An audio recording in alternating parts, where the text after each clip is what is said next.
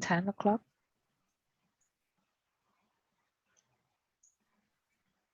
Good morning, everyone. My name is Prajan. I'm the current chair of PEO Scarborough Chapter. On behalf of PEO Scarborough Chapter, I would like to welcome everyone today to our Young Inventors Scarborough YIS 2021 winners presentations.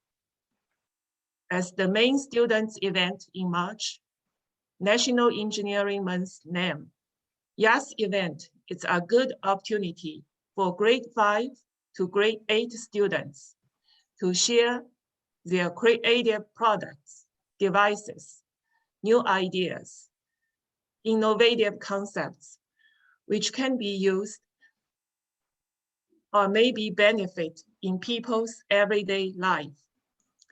This event is also a good opportunity for young students to get the advices from experienced engineers to improve their concepts, products. This is an active learning opportunity. Last Saturday, March 20th, we had our first YIS competition successfully conducted through virtual Zoom platform. I was so impressed to see how well these students performed in the competitions. They showed us their products, ideas, answered the questions from judges. I was really proud of them, all of these young students. Now we have our YIS winners selected. And here comes today's top 2 winners presentations for both junior and senior categories, followed with question session. Let us start today's exciting event.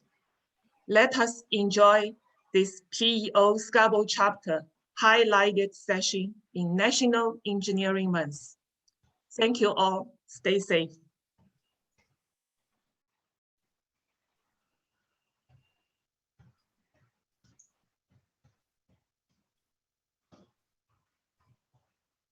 A very good morning to you all. My name is Rajendra Gadvi and I am Vice Chair of the PEO Scarborough Chapter. I'm delighted to welcome you all to this event of winners presentation for Scarborough Young Inventor competition that we completed on March 20.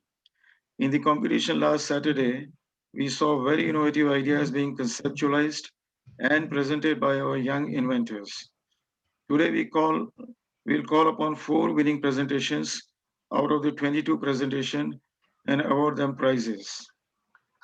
It is my privilege to welcome our guests, MPP Dolly Begum of Scarborough Southwest, MPP Vijay Thanikasalam of Scarborough Rouge Park, Arthur Sinclair, Vice President of PEO and East Central Region Councillor of PEO, and Peter Cushman, East Central Region Councillor of PEO.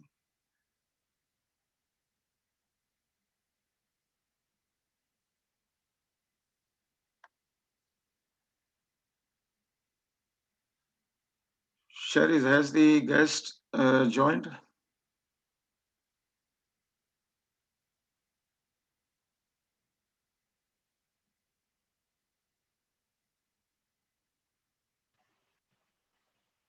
So the only guest that I see on the list so far is Councillor Arthur Sinclair.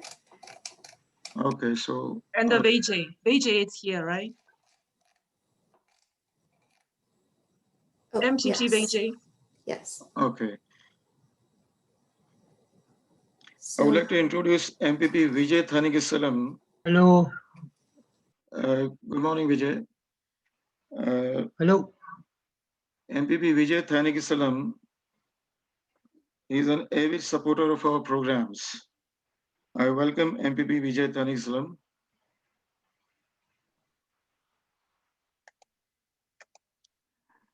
MPP Vijay Thanikasalam completed his Bachelor of Commerce in Finance at the University of Ontario Institute of Technology. After graduation, MPP Vijay worked as a financial advisor at one of Canada's top banks. MPP Vijay has been involved in the community in Scarborough and in politics for last decade. At university, he was a youth leader, and after graduation, he helped as a volunteer leader, assisting then Minister of Citizenship and Immigration, Chris Alexander. Hello. In 2017, MPP Vijay ran for nomination in the riding of Scarborough Rouge Park and was elected on the first ballot. On June 7, 2018, the residents of Scarborough Rouge Park chose him to represent them at Queen's Park. I welcome MPP Vijay Thaniksalam to say a few words. Thank you.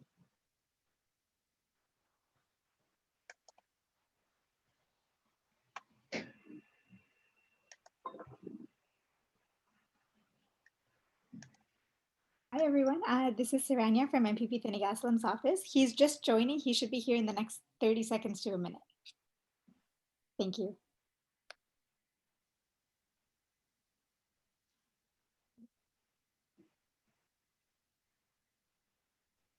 In that case, Sherry, should I go ahead with the introduction of Arthur Sinclair?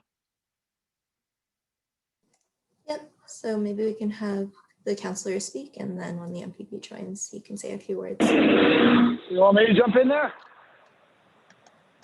Yep, if you're available, please. So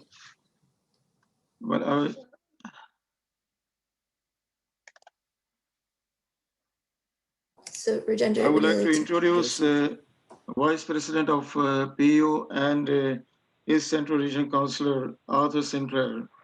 Arthur is another avid supporter of our programs, and we invariably find his presence whenever we require it.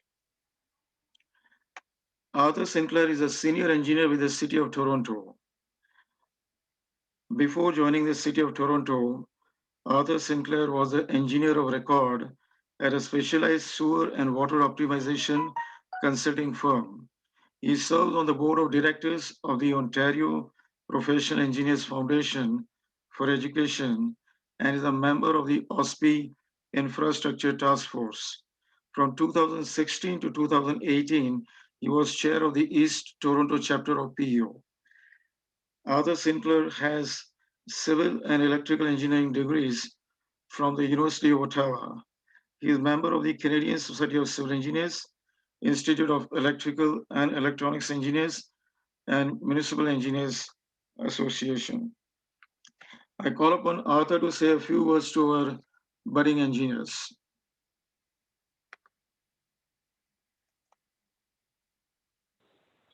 Hello, everybody. So I come to you at kilometer 10 of my 30-kilometer run today. What I wanted to express to you, kids, is that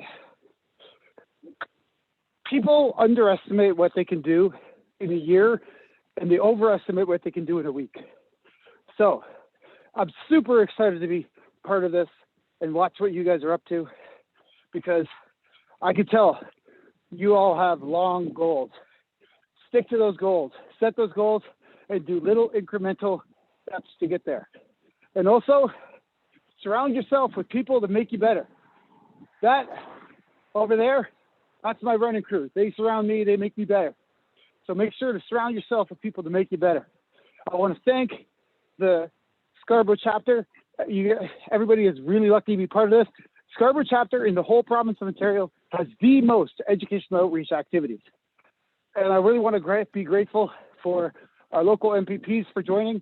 The Professional Engineers Ontario is created by provincial statute. So it's incredibly important that we keep our coordination with the MPPs. So I'll leave it at that. Congratulations, everybody, and I look forward to hearing about the prizes. Thank you, Arthur, for that inspiring speech.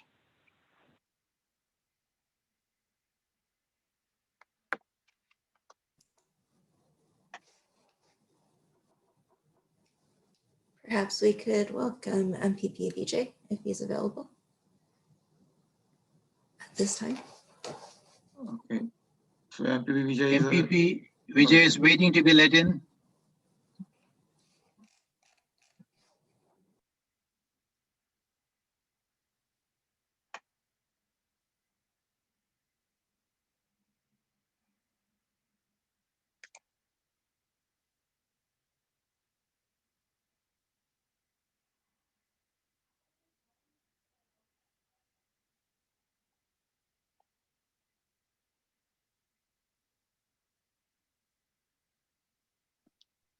Apologies for the delay, everyone. He should be in the waiting room.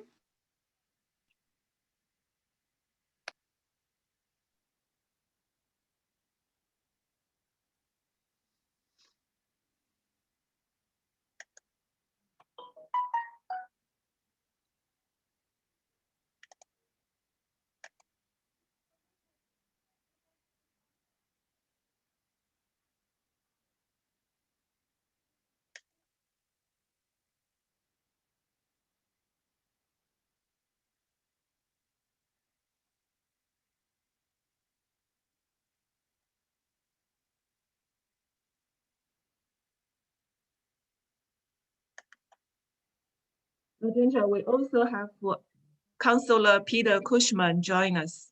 Okay.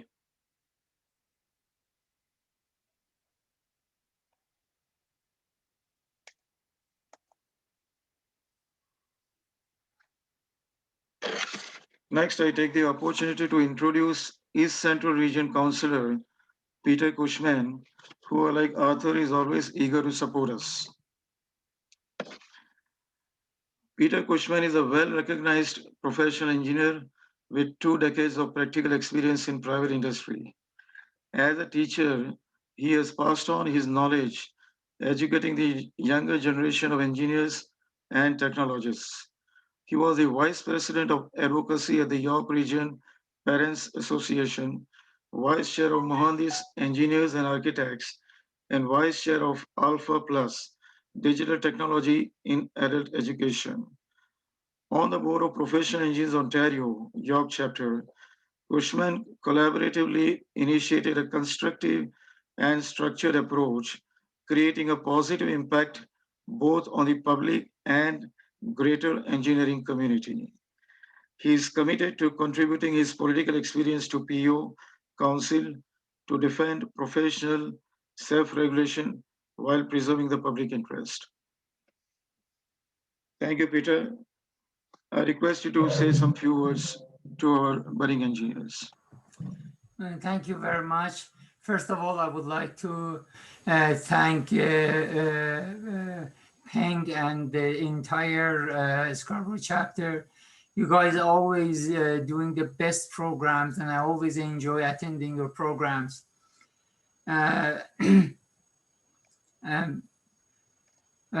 For start, I would say that engineering is a very interesting career because at least in my case, I was able to see my thoughts become a reality. So you imagine something, then you start the design process, and finally you see the final product. And it's a great feeling, very great feeling. So I would like to congratulate all you guys. And I'm gonna also say that they never give up. Trust me, when I was, I'm gonna talk about a little bit of my memory in university where I started a project building electronics for a race car, actual open cockpit race car. And nobody was helping me. And I did not give up, I fought. And believe it or not, I actually ended up finding companies to sponsor me.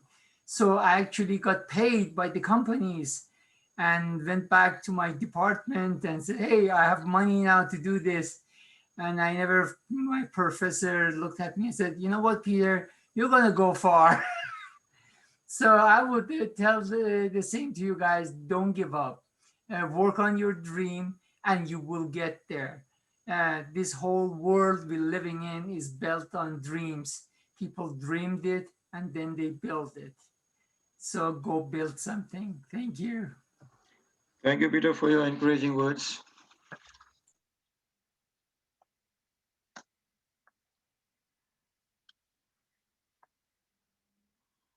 Next, I would like to introduce MPP Vijay Thanigasalam, who has joined us. MPP Vijay Thanigasalam is an avid supporter of our programs. Good morning, everyone. Good morning to the organizers, our parents, and all the young inventors of Scarborough. I believe we need more young inventors and innovators as we are living through this difficult time. The entire world is relying on your path towards the innovation tomorrow.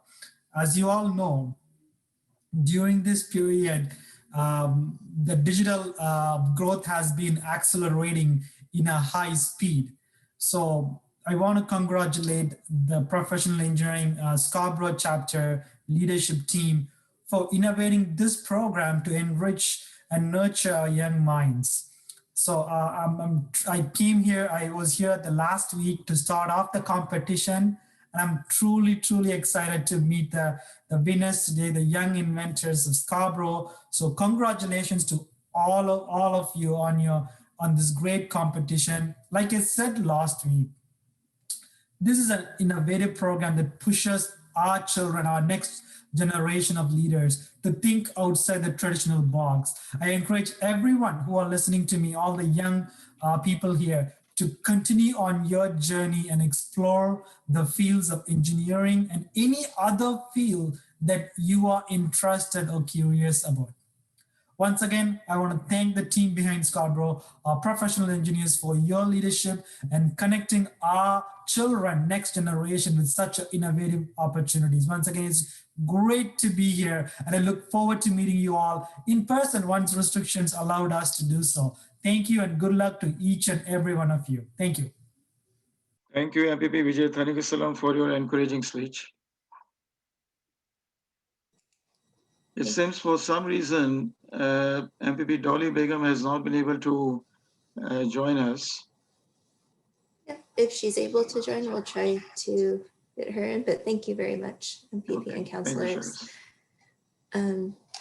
So I will resume sharing the presentation.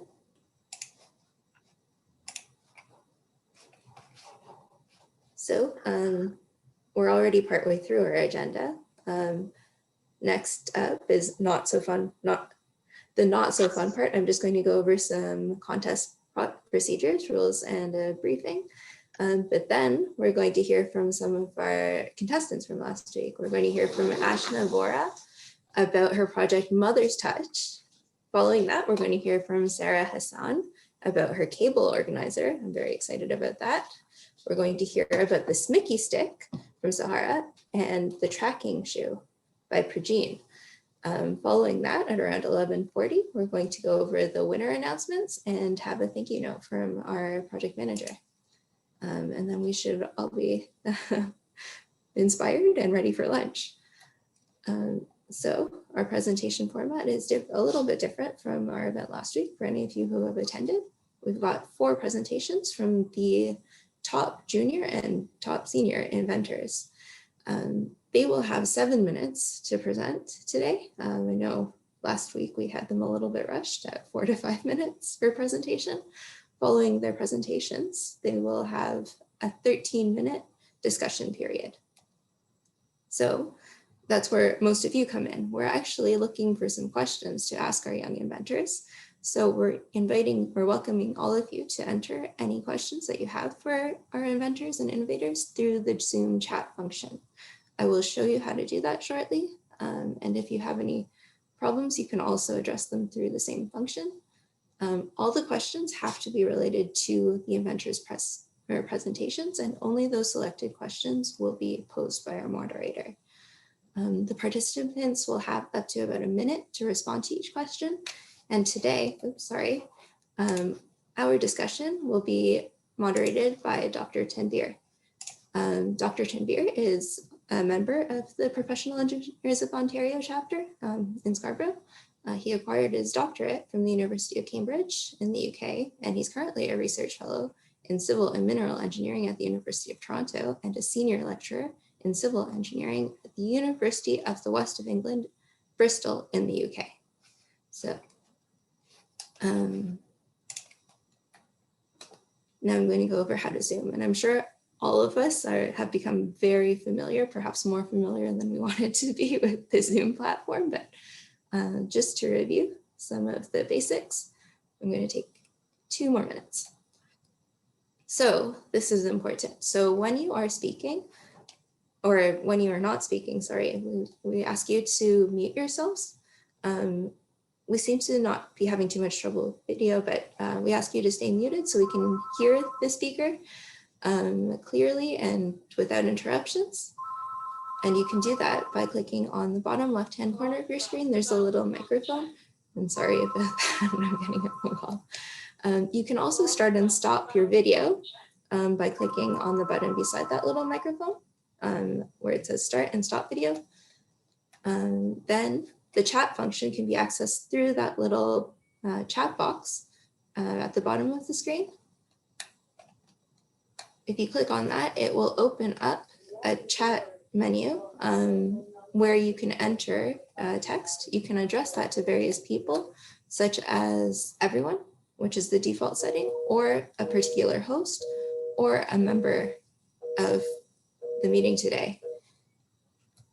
And again, you can use that to ask any questions or let us know about any issues that you're having, but also we're definitely welcoming all questions for our participants today. I apologize. You can share your screen. This is just for our participants by selecting share screen.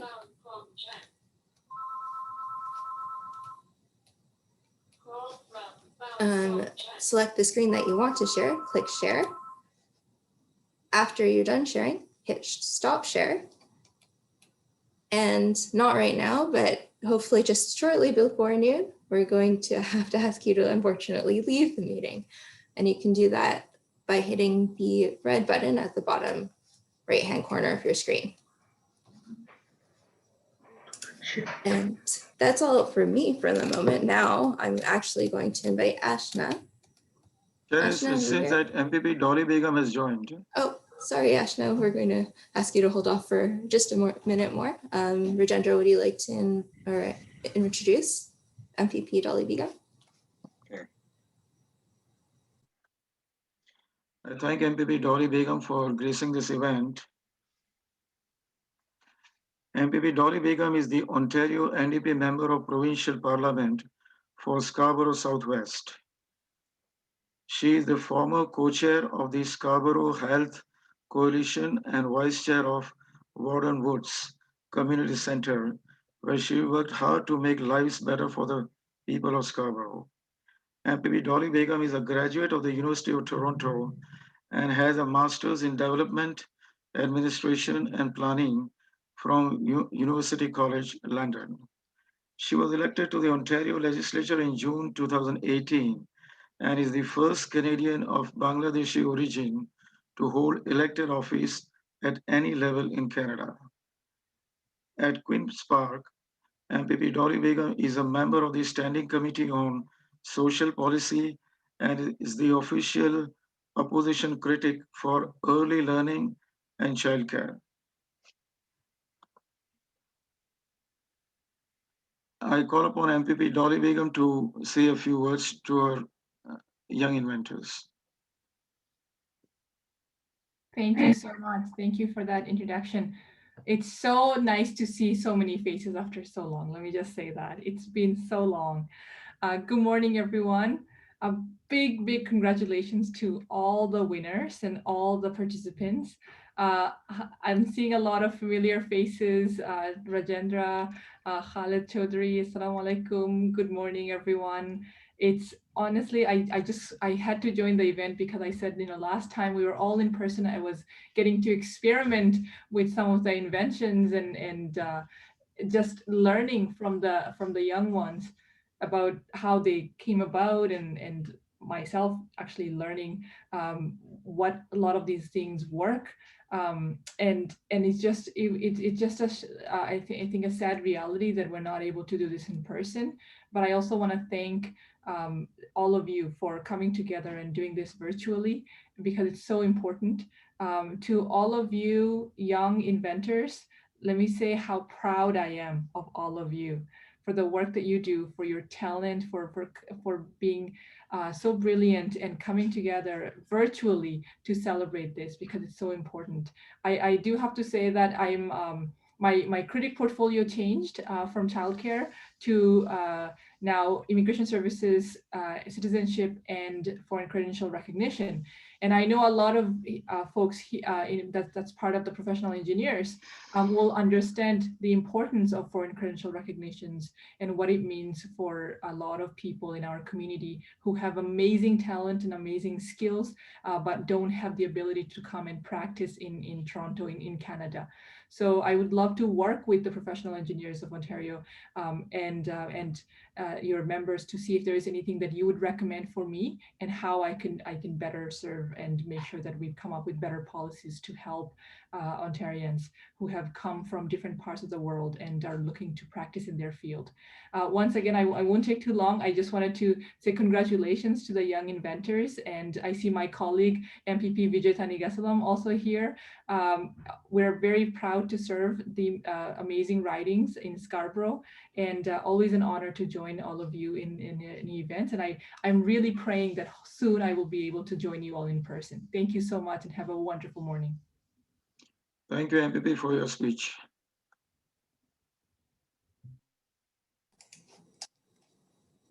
Thank you very much and welcome. We hope you'll enjoy these presentations as much as we have. So once again, I'm going to invite Ashna. I know she was ready a few minutes ago. Okay, one moment. Okay.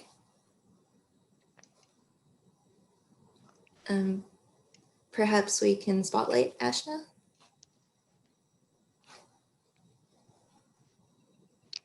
Can you guys see my camera and my screen shared? I'm sorry, Ashna, give us 1 second. Yeah.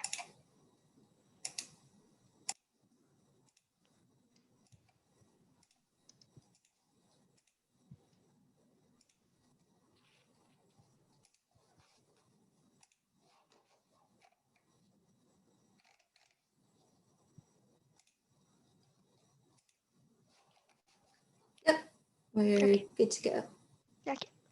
Good morning, judges, volunteers, and friends. My name is Asha Navora, and I'm here to present to you my attempt to recreate the mother's touch.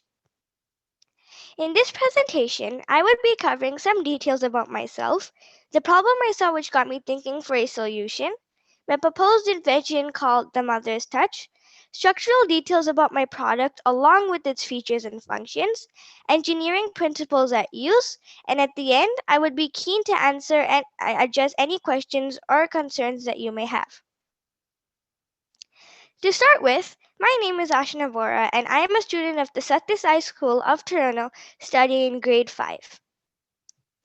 I am trying to solve for a common problem we must all have either seen or experienced at some point in time of our lives. This problem is related to the worry new parents, especially new moms, would face when they hear continuous crying of their precious little ones. It would trigger an immediate run for parents trying various solutions to calm down their precious gems. This includes continuous patting on back and foreheads of babies or singing them lullabies to calm them down. This results in sleepless nights, stress, and a lot of body pain due to continuous irregular hand and wrist movements due to patting. To address this problem, I have tried to simulate this mother's touch through a device which would simulate the continuous patting movement of mother's arm, giving the same feel as a mother would do when the baby is crying. Now, I am going to go a bit deep into the structure of the mother's touch device. The mother's touch device is made up of 5 elements. Now, element number 1. The device is a doll-shaped structure. The reason I kept my device as a doll-shaped structure is because babies are usually attracted to dolls. And also, the approximate height is up to 12 inches, as when the baby is sleeping, the height is a bit lower. Element number 2. The mechanical arm. The mechanical arm is an automatic arm generating the patting movements. The palm portion is 8 inches in length because, as per my research, a normal human adult palm is about 8 inches in length. Adjustable arm to be set based on height and growth of the baby. Now, how am I supposed to replicate an actual human's touch? Well, as per my research, the closest type of material, like a human's skin, is silicone. So the palm area up till the wrist would be of silicone, and the rest of the doll and the arm would be of durable plastic. Now, I'm going to go to element number 3, the sensor and the camera. There are 2 modes to operate my device, manual and automatic. In manual, the parents have to switch on and switch off the device by themselves. But in automatic, the moment it senses a baby's cries, it automatically starts the movement of the arm and stops after 10 minutes. But how does it know if it's a baby's cry and not something else? Well, a baby's cry is about from 80 to 130 decibels. So if the sensor senses anything that is between 80 to 130 decibels, it will start the automatic arm movement and stop after exactly 10 minutes. Now, I'm going to go on to element number 4. I have placed lithium batteries operated to charge when the device is not in use. And lastly, element number 5, the speed control options. The flexibility to control interval between pats, that is, the movement of the arm as per the baby's comfort and desire. Now, I am going to tell you the 6 features of the mother's touch device. Feature number 1, automated movement of the arm simulating the mother's touch for infants and babies. Number 2, variable speed intervals allowing the parent to decide the frequency and interval of pats as per comfort and desire of the baby. Number 3, sound sensor to detect the baby's cries and activate the patting movement. Number 4, integrated camera to monitor the baby's movement in real time and to take appropriate action. Number 5, smartphone integration to monitor the baby and control the automatic arm from any location. And lastly, number 6, rechargeable lithium batteries to provide long-lasting power without the need to continuously replace the batteries at every frequent interval.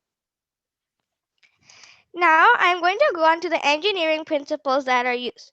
The principle of science and engineering used deals with physics and levers of motors. For the sound detection, it applies the principle of acoustics to detect the baby's cries. In conclusion, this device provides the comfort of mother's touch, allowing parents to focus more on the important areas of the baby's growth with least discomfort. I would like to take a moment to thank my teacher, Ms. Sharma, for the really in-depth explanation and learning she has provided us on the concept of levers, which planted this idea into my mind. And I would also like to thank my parents who have always been with me to put my ideas and thoughts to reality and finally shape my idea into a potential invention. Thank you for listening to my presentation, and any questions or comments would be accepted. Well, thank you, Ashna. That was a very, very good presentation, and we're all really interested in seeing your idea come into fruition. Now I'm going to invite Tanvir to lead the discussion. Dr. Tanvir? Yes. Hello, Ashna. Can you hear me? Yes, I can hear you. Okay. There might be some lag. I don't know. For some reason, my Zoom is just restarting several times. But amazing concept. Really like your ideas, and I'm sure that there is a high potential for the product you were imagining. First of all, I'd like to give you credit for imagining such an important engineering innovation at your age. So if principles when we design any electronic device, so one of the important factor is the risk potential, the health and safety issues as well. So have you imagined what could be the risk of the electrical shock, or is there, if you think that there is, because there is a battery charge involved there, so if there is any risk involved there that with the baby and maybe there is a fire from there, so have you imagined this, or is there any protection in terms of that angle? Yes, I have tried to keep the rechargeable cells at the bottom of the leg area, and like near the leg part, so there's less like the baby is farther away from where the electric batteries are. So on my attempt, I've tried to keep the batteries at the backside and near the foot, so there's less chances of the baby interacting with the um, electric part and the batteries of my device. Okay, that is good. And yeah, I have one or two more inquiries. But before that, is there any questions from the panel? You are welcome to put them on the chat, or you can spell it out as well. From the panel, is there any question? I have one question. Yes, please go ahead. What kind of material you plan to use as patting hand for the baby? Would Yes. it be a plastic or something else? Yeah, so as per my research, the closest type of material to human skin is silicone. So up to the wrist, I would keep it as silicone, the material, and the rest of the arm and the doll would be of durable plastic. Oh, that's awesome idea. And I appreciate your imagining and your vision for using such materials. Thanks. Thank you. Thank you, Ashna, for answering this. Is there any question from the panel for such an amazing idea from Ashna?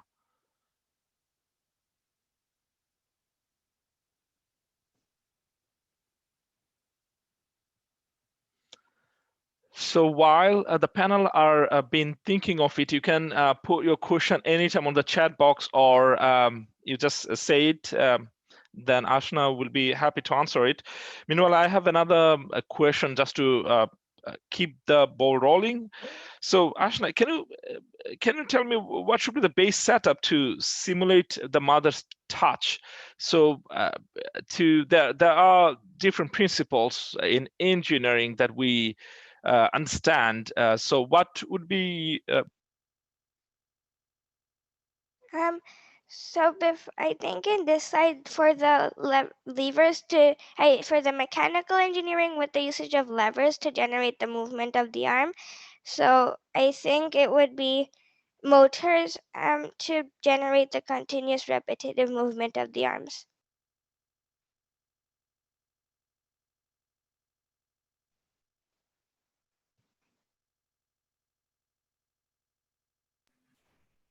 Tanvir, this is Javed here. There are some more questions on the chat. So I'm not sure if Tanvir just dropped out. I'll just take over asking some of those questions from the chat until he rejoins us, Ashna. Again, that was a very, very good presentation. Thank you. We have several questions about what safety systems we might have in place to protect the baby when using this device. So I would give one suggestion that you would keep it in an area where it's not near the face area, because let's say the baby moves, it may start to go patting on the face, which wouldn't be ideal. So I would say that you keep it in a way where it's near the arm or the back or the chest, or in a way where even if the baby turns, it wouldn't reach the face. So that's one safety thing. And the other safety thing I did was that I kept the batteries away from the baby. Those make a lot of sense. Thank you. So we have another question about if the baby moves, then will the mechanical arm move so it will continue touching the baby? How do you think you'll address that challenge? So as like that, for the automatic arm movement will stay in the same place where it's attached. If the baby moves, that's where I only have one suggestion again, that you could keep it a bit below near the arm and backside so it doesn't reach the baby's face.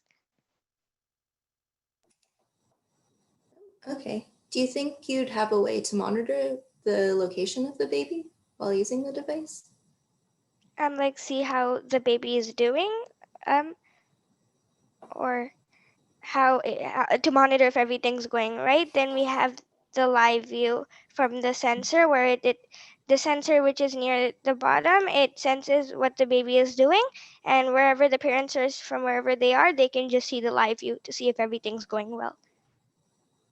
Okay. That's a good idea. We have another question from our participants. How much do you think this will cost to manufacture, and how much do you think it will cost to purchase? So to manufacture, I would say it would cost between $30 to $40, because I would say about $10 for all the important parts, which was the sensor, the camera, and the mechanical arm, and then the rest of the doll, I would say, so that would be from about $30 to $40. And for the selling price, normal baby monitors in stores cost from about $50 to $60. So I would say a little bit more than that for the purchasing price, but my limit price would be about until $75. Okay.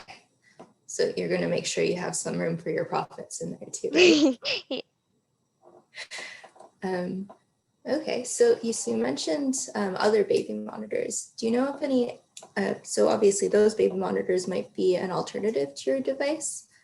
What are the advantages of your device versus the existing technologies?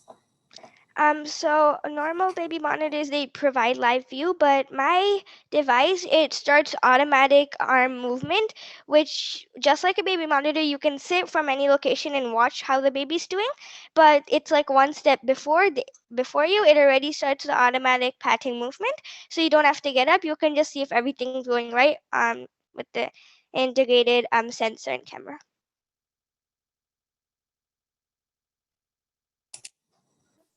That's a very good point. Thank you. I'm just going to ask for any last questions for Ashna. Do we have a question from Shinta? Yeah, I have a question. This is really amazing invention. We have seat swing for the baby to simulate mother swing. Now, if you can integrate your invention, this will be a perfect item for mother, a new mother especially. So do you have plan to integrate it to other existing item in the market, such as a baby swing or maybe a stroller? I'm sorry, I did not follow your question. Are you asking me how you can place it on something while you're going? Integrated, yeah. Sorry for the lag, and thanks for joining. Ashna, so Cinta has been asking that there are different commercial products available in the market. So do you think this, your product would be one of such products in the market to integrate them? Yes, I think it would, because it's very durable and you can put it anywhere, so I think it can. Okay. I think we have a question from MPP Vijay. I don't have a question. I have a comment to Ashna. Obviously, the idea is brilliant, but my comment is about your presentation skills, Ashna. You have a amazing, effective communication skills. So I would encourage you to pursue a lot of public speaking and continue to communicate. I am sure you're going to be a great communicator in the near future. Thank you. Thank you very much. That's great. Cinta, do you have any further questions, or is there anyone else have question?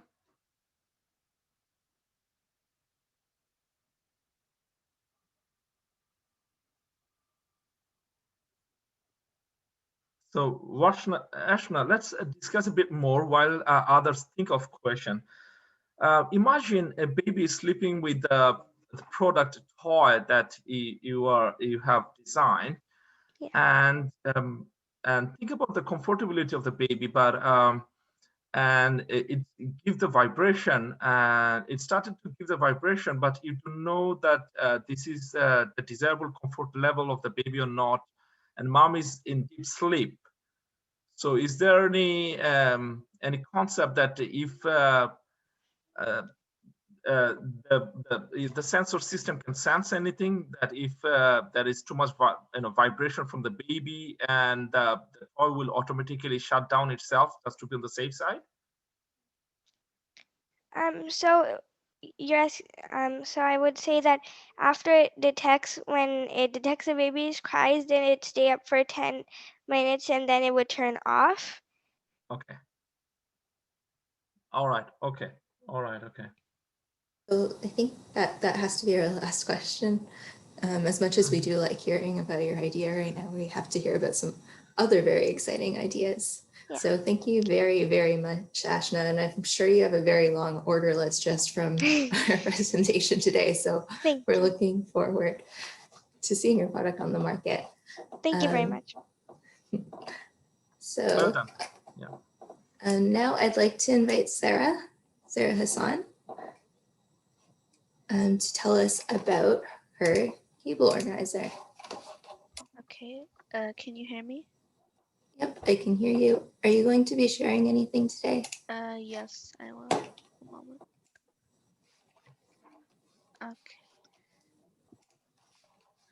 Okay. Give me a few seconds just to set you up. Oh, nope. We're good. Okay. Go ahead, Sarah. So, good morning, everyone in this meeting. My name is Sarah. I'm in grade 6. I go to Churchill Head Public School, and I will be presenting to you the cable organizer. The problem background. Before COVID-19, people who worked at offices always got tangled in cords. Wires plagued the floors of homes once COVID-19 hit and people were forced to work from home.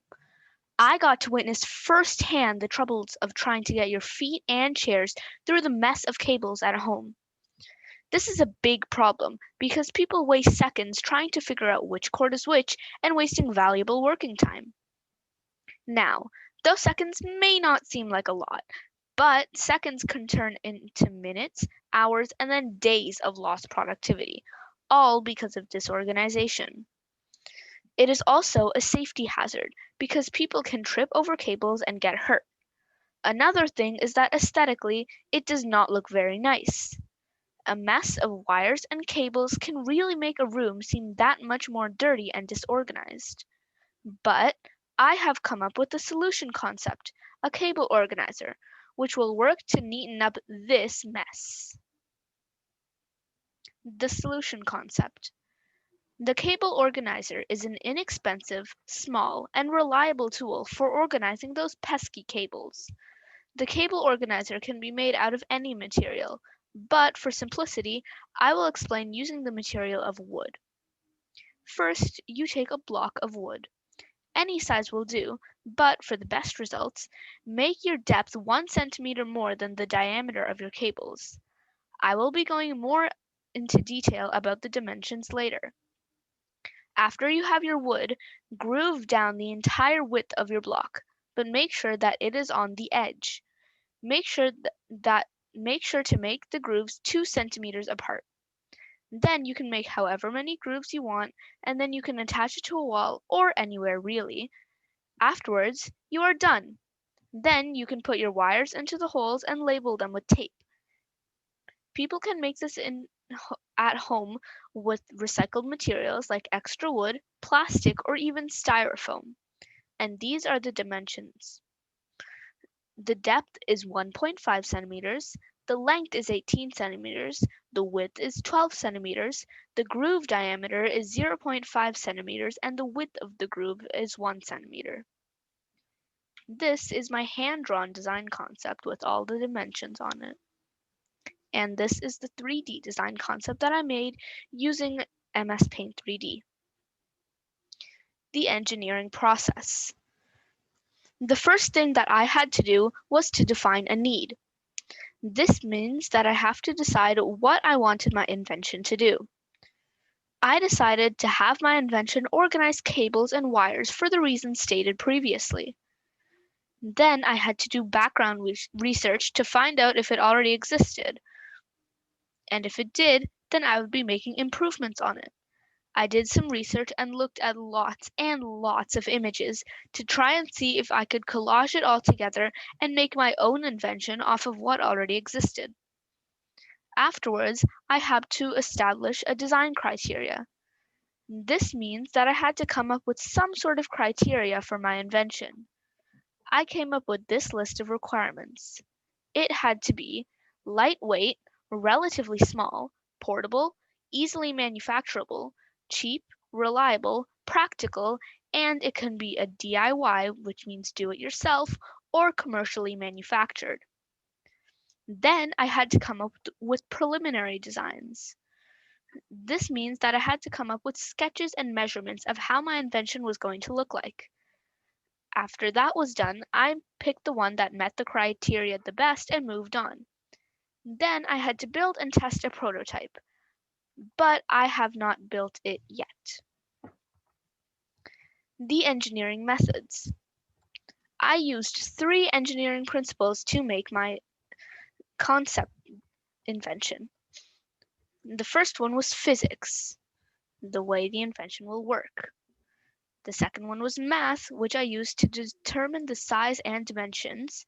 And the third one was material science, which I used to determine what type of materials I was going to use. Thank you for watching my presentation. I hope you enjoyed me and my invention, and I hope you have a good rest of your day. Do you have any questions? Thank you, Sarah. My first question is, where can I get one of these?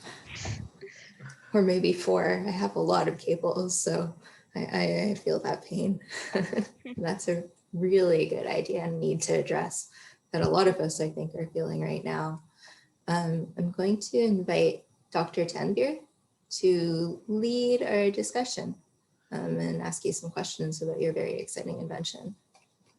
Sarah, perhaps I'll start apprising you, saying that COVID gives us so many positives and mostly negatives, but so many positives. And your idea that you come up with this product is one of the good things you are thinking, which is organizing. And it's it would be really helpful. And along with Charis, I'll be one of your customers as well when you come up with.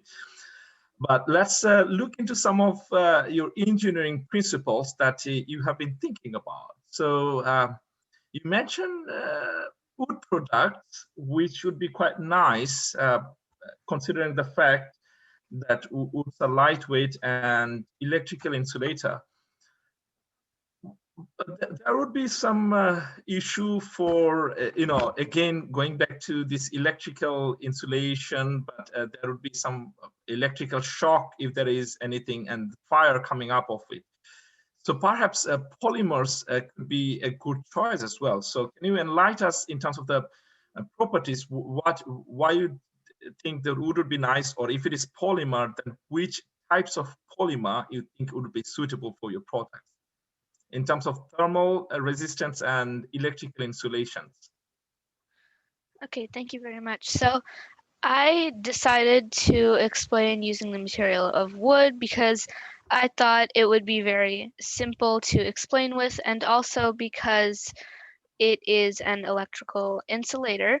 But I understand your concern with the fire hazard, so maybe we could use rubber, because rubber doesn't conduct electricity and it doesn't go on fire. Maybe let me give you some more ideas. So rubber have low melting points. So any kinds of heating will lose the purpose of your thinking. So there are some, there are basically 2 big grades of polymers. One is called thermosetting and another is thermoplastics. So thermoplastics are like rubber, they melt easily, but thermosetting polymers are, doesn't melt easily for heating, and there are typically good insulators as well. Perhaps you could put in your ideas of PVCs and polyethylenes. Those are high carbon chain crystalline polymers and very cheap and readily available. So you can have them because I think your ideas is very nice. So a little more information about these polymers and which types of polymers are suitable. So now let's go to the panels. If anyone have very interesting questions for Sarah here. Yeah, I have a question, Sarah. Yes, Victor. Yeah, and you mentioned the dimensions 1.5 centimeters deep, 180 centimeters long, and 12 meters wide for this organizer. Do you think we can make the organizer bigger or smaller?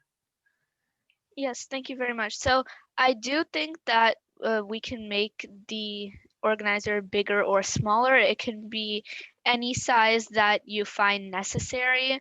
I just decided to go with those dimensions as the standard or the default. Okay.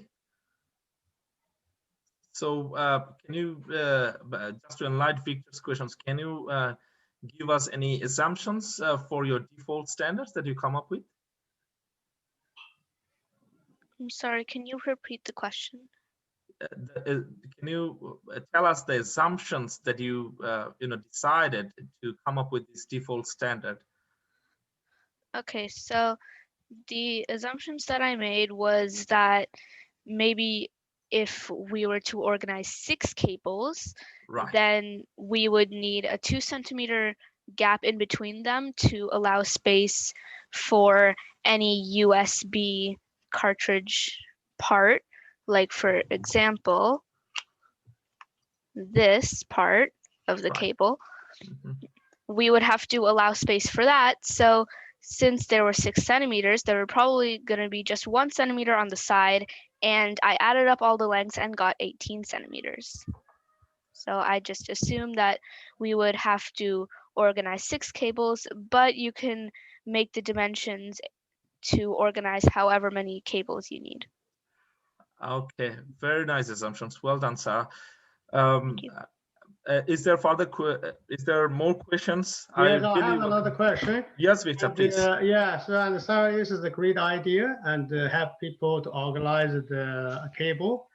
And and can you describe how to install the organizer on the floor? Okay, so thank you very much. The way you would install the organizer on the floor was to maybe take double-sided tape and put it on the floor, and then put the organizer on top so that it would stay in place. Thank you. Thank you very much. More questions for Sarah's amazing idea?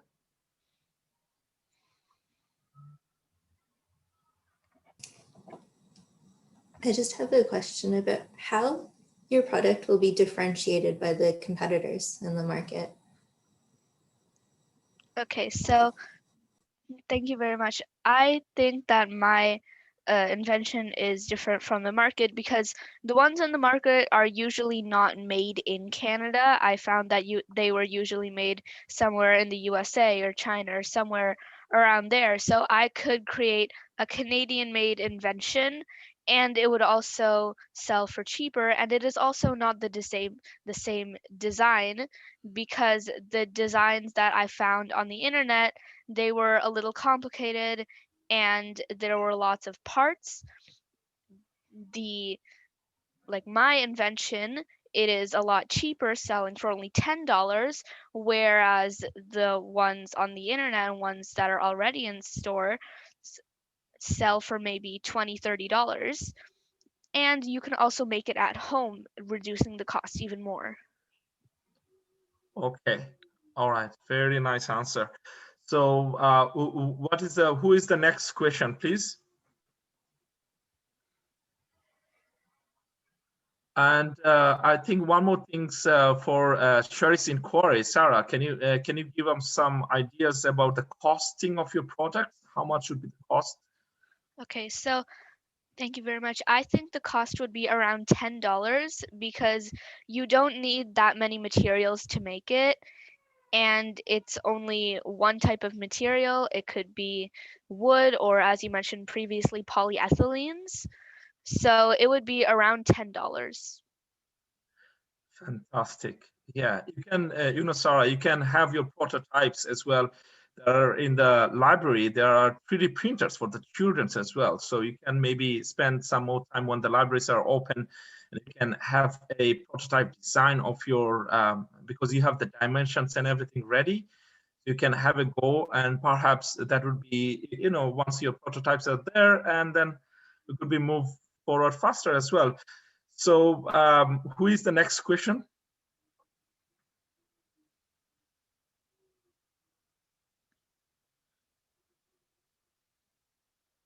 So Tara, I think we should keep the schedule. Now it's 11 o'clock. Okay. What's the third one? All right. Perhaps maybe, is there any last question from anyone, like Dr. Javed? Tanvir, I don't have any questions because most of the questions are already being asked. So it will be mostly repeating. So I don't have any questions right now. All right. If there is no further questions, then I'm going to go back to Charis, and maybe we'll end with Sarah here with a special thanks for myself and everyone else who questions and who listened to her presentations of amazing idea of our products. Thanks a lot. Okay, thank you very much. Sarah, I think the only thing that you missed there was the order list. So you're gonna have to work on that for next time, okay? So now we have yet another exciting presentation. This one coming from Sahara. She's going to tell us about her proposal, the Smicky Stick. Do you have Sahara? Okay, we see your screen, Sahara. Can we have Sahara pinned?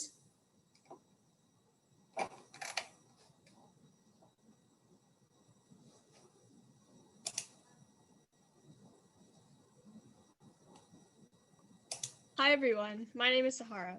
Today I'll be talking about my exciting invention.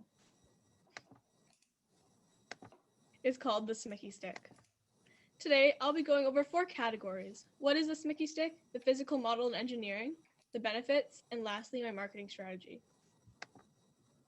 My invention I'll be presenting today is called the Smicky Stick. So what is it? The Smicky Stick is an all-in-one youth sports stick made to play hockey, ringette, and lacrosse. It is a single stick that has multi-head attachments for each sport. The Smicky Stick is interchangeable and adjustable. I'll go more into depth on the benefits later on in the presentation. Next, I'll be going over the physical model and engineering. The Smicky Stick consists of 8 components. The adjustable stick shaft is 2 feet long without an extension, and with the extension, it can be adjusted an additional foot. The shaft is made out of metal, and the outside is acrylic plastic. The stick knob is made out of rubber, and the shear pins are made out of aluminum. So, how does a Smicky Stick work? How is it built? When I started building, I first shaved and shaped down each attachment to fit in the shaft. For the hockey blade, I used a sander. Afterwards, I drilled holes equally spaced apart in the shaft, so the length is able to be adjusted. Since I wanted the stick to be sturdy, I decided to use shear pins instead of cotter pins. Shear pins are thicker. Our target audience are youth, so I come up with an easy, simple design and contraption. You will see me demonstrate the shear pins later on in the presentation. To define, shear pins are 2 pieces of metal. One looks like a bobby pin and the other looks like a nail with a screw tip. The nail is put through the hole and the clip is put through the end of the nail to prevent the nail from going back through. Later on in the video, I'm going to show you how I tried to open the holes, but they were locked in place. This is what the pins are meant to do. Next is the benefits. The first benefit is that the Smicky Stick is portable. Because it's detachable and has multiple attachments, it fits in its own carrying bag, so it's easier to take with you wherever you go. When it fits in its own bag, it's also a space saver. For the target buyers, the Smicky Stick is great to be bought in bulk because it easily fits in storage. At most schools, to store their sports equipment, they use baskets for each sport. Because of the Smicky Stick, a separate section for these 3 sports isn't necessary. The next benefit is the Smicky Stick is affordable. Instead of buying 3 different pieces of sports equipment, you can buy 1 pack of 3. When I was younger, my dad had bought many different types of equipment for sports to see what I'd want to play or what I'd like. This cost a lot of money, and I'm pretty sure it did for many other parents. So the Smicky Stick saves parents from spending these large amounts of money. Because of the Smicky Stick, you don't have to buy new sticks as your child grows. It is adjustable. The next benefit of the Smicky Stick is that it promotes health and fitness. It does this by introducing multiple sports to youth. It introduces some fun, less common stick-played sports for kids to learn, opposed to common ball sports like soccer, volleyball, or basketball. Last but not least, the Smicky Stick is very easy to use. Next, I'll be going over my marketing strategy. The first way I will reach customers is through direct selling. I will create my own Smicky e-commerce website while using other direct sellers like Sport Chek, Canadian Tire, and Walmart.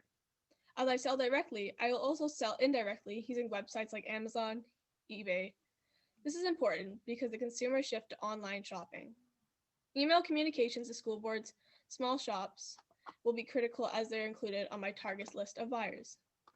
Lastly, to spread the word of the Smicky Stick, I will use social media like Instagram, Facebook, and Twitter. Podcasts and blogs will also help in advertising my product.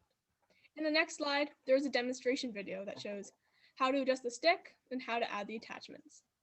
Since we are presenting on Zoom, I believe it would be easier for me to demonstrate by video.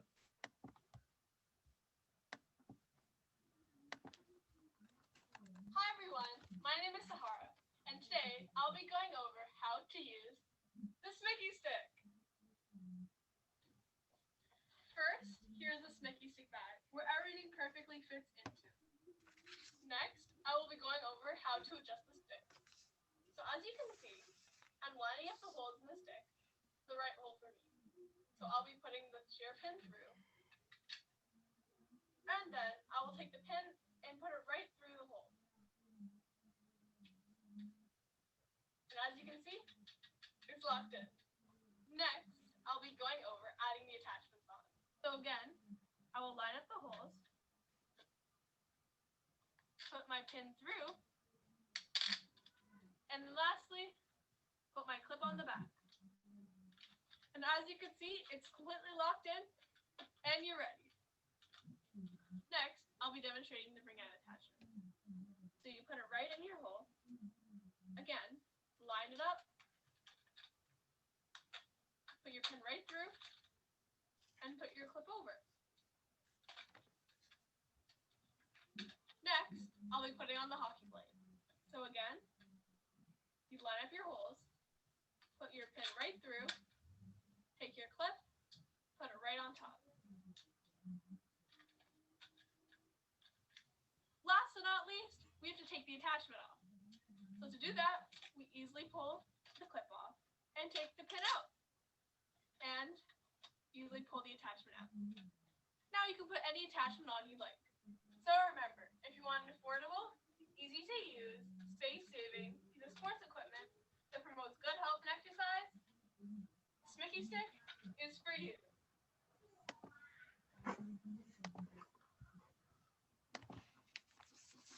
Thanks for watching and listening to my pitch. I hope you like my invention of the Smicky Stick.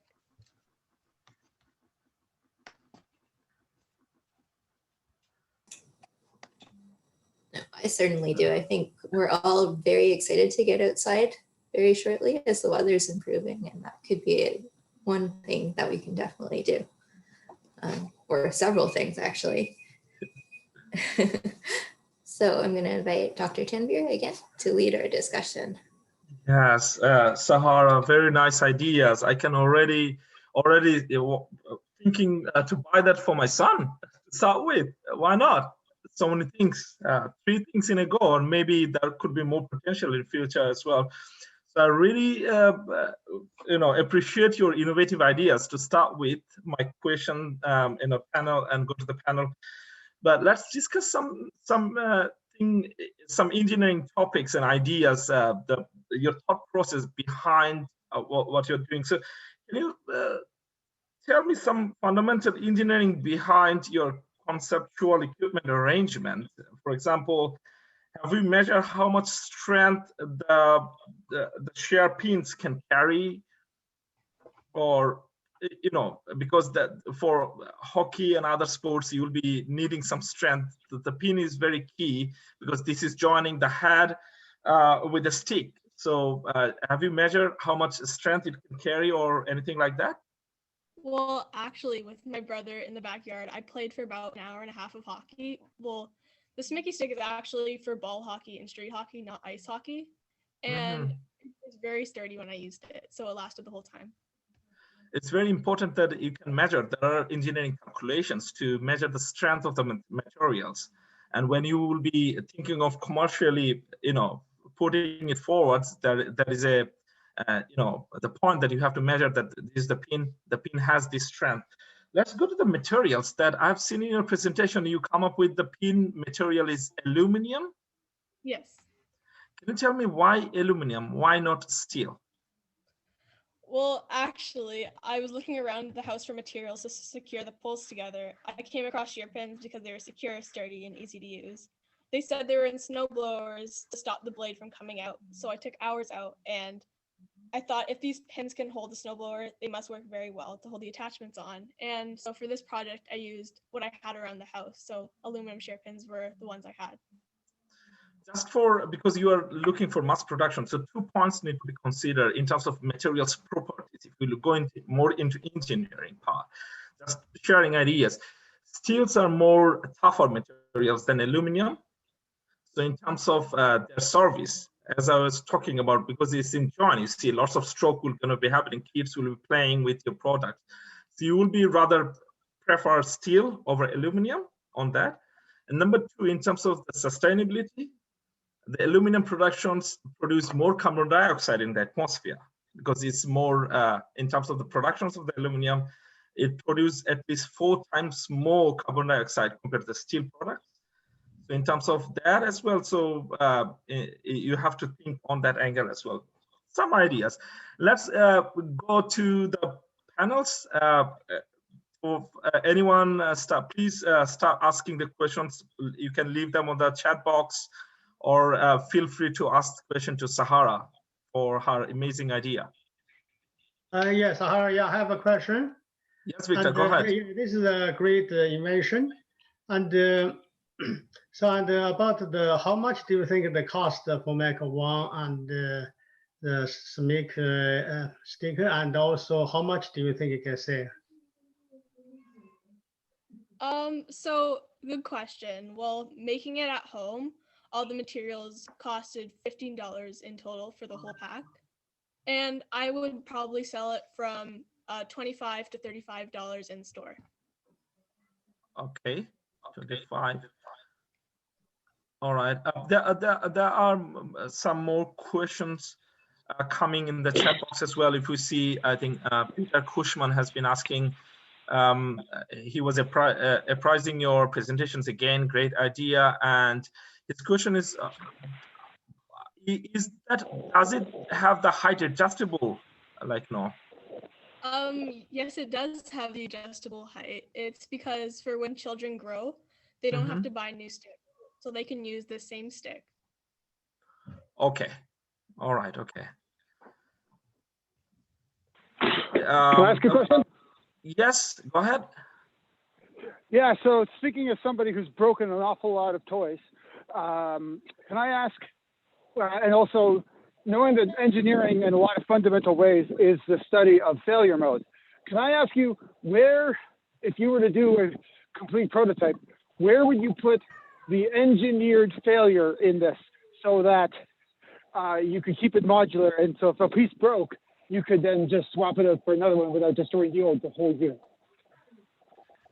A good question. Well, in the store, when I am to sell it, I would actually sell the separate attachments. So if those attachments broke, you'd be able to buy the small separate attachments instead of buying a whole new pack.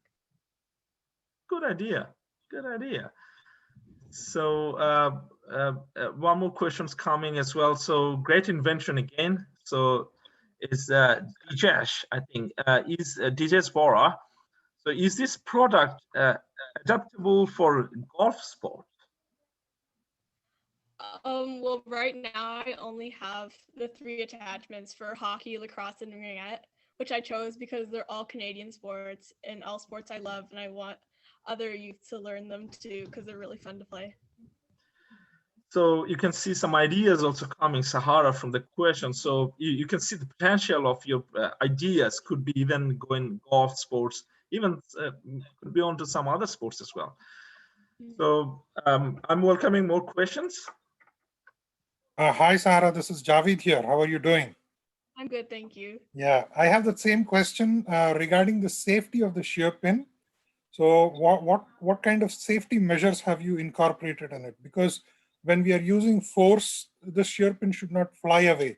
And I also saw on today's presentation, you are putting in patent pending. So when you're filing a patent, what kind of details have you filled in regarding the standard that I asked, what kind of ratio have you used for the extension of this particular telescopic extension?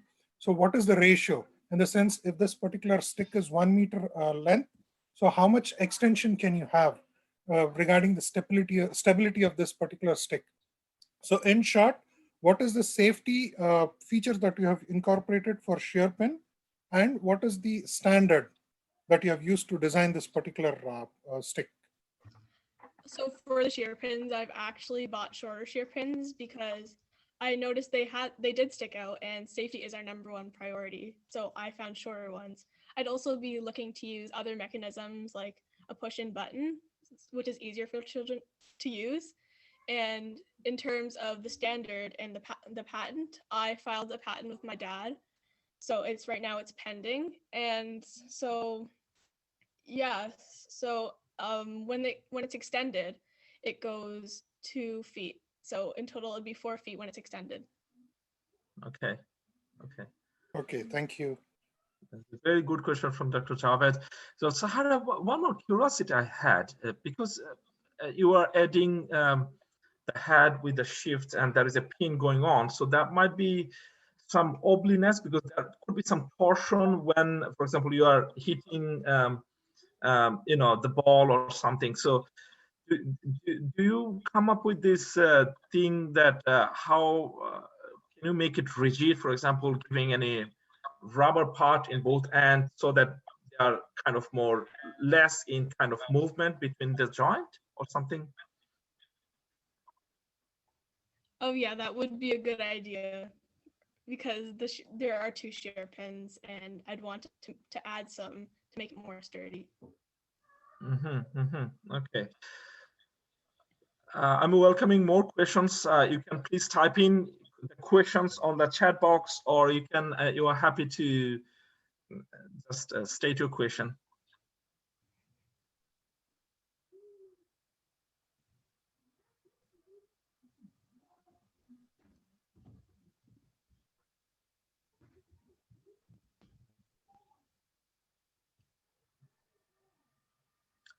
More questions? Victor, someone else?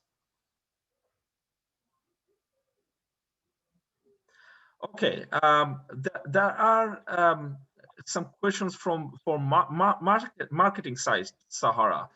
So like customizations for different countries as well for popular sports. Have you any thought on that? So for different sports in different countries, well, I know cricket is a very popular sport, and baseball is also a very popular sport in different countries. So I would actually look into adding those attachments, maybe making another type of stick. So yeah, those would be some I would be looking into. Perhaps I played both of baseball and cricket. Perhaps maybe that not be suitable things, because cricket, they have high impact, you see, because you have to hit the ball in several milliseconds, and I think this pins is not going to be sustainable.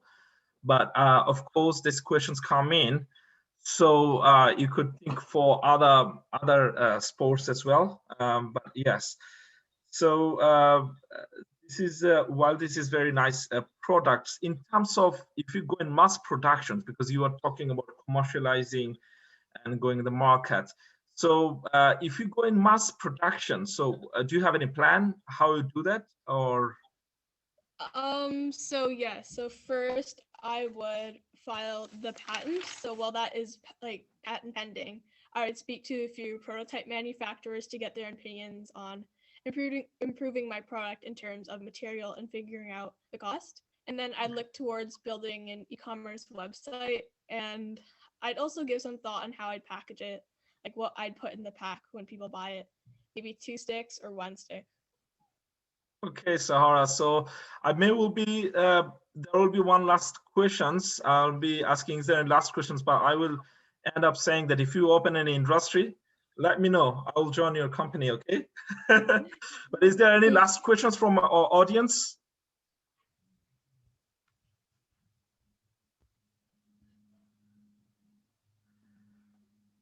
She did such a great job of describing the product. We don't even need to ask any more questions. So I think we're coming to the end of Sahara's amazing conceptual project for this young investigators of Scarborough. And I'm really proud to be living in Scarborough, looking into all your conceptualization. I'll go back to Charis to maybe perhaps go to the next presenter. Yep. So I think she displayed her contact information for placing orders. So you'll have to place the orders directly through Sahara, by the way. Now I'm going to invite Prajan to talk about his proposal for the tracking shoe. And I have to warn you, I've already placed an order for 2 pairs. So everyone else comes after that, right, Prajan? We can see your screen. Can we have Prajan pinned? Can you see my slideshow now? Yep, Yes. we can see your presentation. Okay. Just give us 1 second.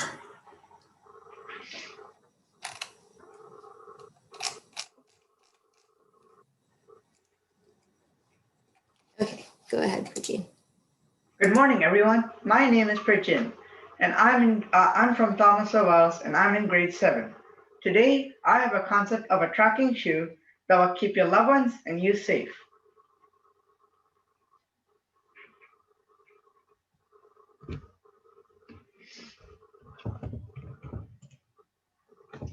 What is special and unique about this tracking shoe? The tracking shoe is a special and unique shoe that has special features that other shoes don't have. The tracking shoe includes a microchip in the tongue of the shoe.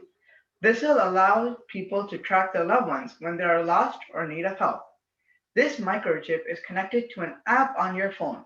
Parents and guardians can track their children if they are lost or in need of assistance. The shoe is also really great for elderly or people who have disabilities or Alzheimer's because they might not know their way back home, and this tracker will help you bring them back home if needed. Another additional thing that the microchip can do is it can count steps, calories burned, and how long you walk for. All this is done by the microchip, which is embedded in the tongue of the shoe. The shoe also has a very unique grip on the outsole of the shoe, so it will reduce the chance of people falling and injuring themselves.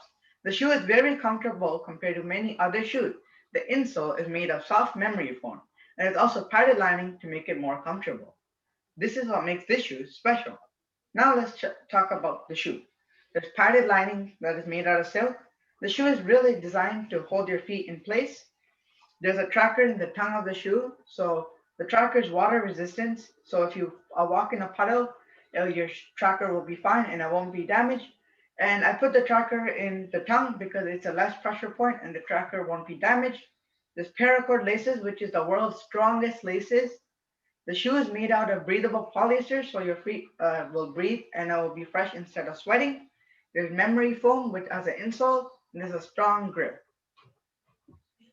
So let's talk about the scientific forces that apply on the shoe. So the person wearing the shoe is the load. There's torsion when you twist your leg around. There's compression when you're stepping on the ground. There's friction when you're rubbing against the ground. There's tension when you're pulling the laces. There's torsion when you're twisting the laces. And every time you tie your lace, there's going to be tension. The app. The app is available on Apple devices and Android devices. The app is free and easy to use. With a few clicks, you'll be used to it. The app is connected to the microchip. It's designed to help you and be your assistant. Tracking. The app will have access to track the person wearing the shoe.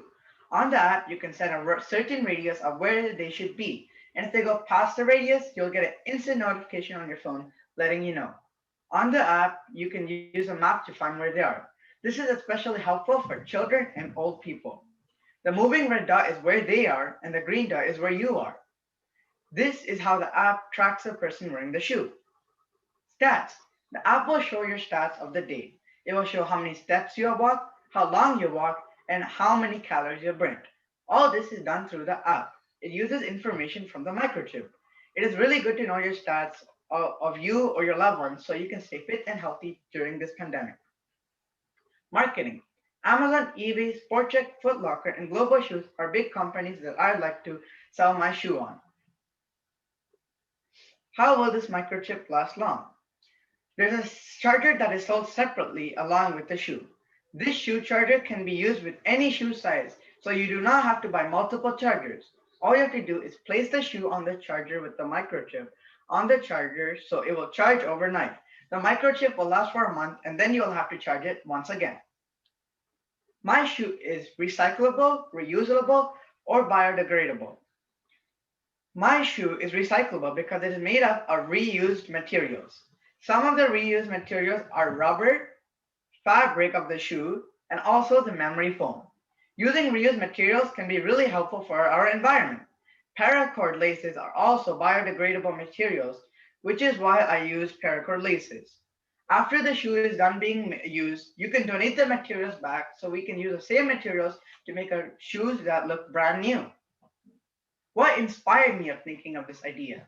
I came up with this idea because my grandmother had Alzheimer's and she would sometimes walk outside in the park. If we had a shoe like this before, it would have been really helpful for us.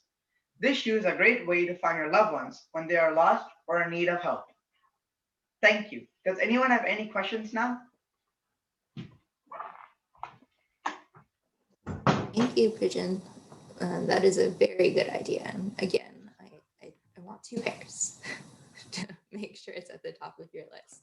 Right now, I'm going to invite Tanvir, or Dr. Tanvir, to lead the question period. And again, we're inviting any questions through the chat function. So if you have any questions for Prajan today, please enter them through the chat. Start with thank you, Prajan, for your amazing idea. Quite like your concept, combining the tracker with your shoe product, the tracker device, and quite impressive. And I give you hands off for thinking for your family, your grandmother, so which is quite nice. And that's when we imagine anything, like all the people who work in invention, creation, just to inspire you to just to say that inventions come from a practical field when you really fall into something. And I really like your ideas because you see perhaps your grandmother fall into this situation and you come up with an idea. Why not I have a tracker? So this is a genuine way of thinking that how we solve a practical problem. So I think you will grow in future a lot. I really like your ideas, but let's go into some of the engineering things in terms of the tracker. As you know, Prajan, we have different trackers now commercially available, different handbands and smart watches as well. So the chip that you were imagining to put that in your shoes, so this tracker, is that something different? Have you designed it, or can you give us some detail about the tracker? Thank you again. This is a concept idea, so I'm just thinking of like regular GPS trackers, which will be placed right here in the tongue of the shoe. And I know there are handbands that people wear who have usually Alzheimer's, but handbands are not something that you'll wear every day. Sometimes people might forget the handband, or like sometimes it might fall off, or it might get like loose, and there might be problems with that. But like when you go outside, the shoe is something you always usually wear. So when you go outside, you always wear a shoe when you go outside. So I thought the tracker shoe would be really good because every day when I go outside too, everyone goes outside. We always wear shoes and go outside, right? So sometimes personally, I forget things as well, but I'll never forget my shoe when I'm walking outside. So that's why compared to all the other ones, I thought putting a GPS tracker in the tongue of the shoe would be a better idea. I understand that's completely, but in terms of engineering principles, so that the tracker is GPS. So that's what I wanted to know. This is the same principle like other trackers. It's just the combinations with shoe and the tracker that does that. Another thing would be that this tracker with the GPS, it needs charging, and you have shown a charging device as well. So this wireless charging, that has to be come in contact with the chip, I suppose. So do you think if you have a charger on the base of the shoe and the tracker in the top, the distance will cover it, or you have to how is going to be, how are you going to arrange it? So I thought that it would have like the distance would cover it and it would work. That's a 3-4 inches. Do you know the wireless charger should be coming few centimeters, right, perhaps? So if that does not work, we can put the tracker in a different low pressure point. So we could put it on the sides. But hopefully the tracker, like some chargers can like have like a big like radius and it can probably charge the tracker. But if the tracker can't be charged, we can move the location to somewhere on the side because the sides are a low pressure point as well. Perhaps I like the best position for your tracker on the top, and there's the lowest pressure point and it's more safe. Maybe the charger that you show on the floor, that could be flipped opposite. So the charger could be on the top of the shoes when you're going to put that in.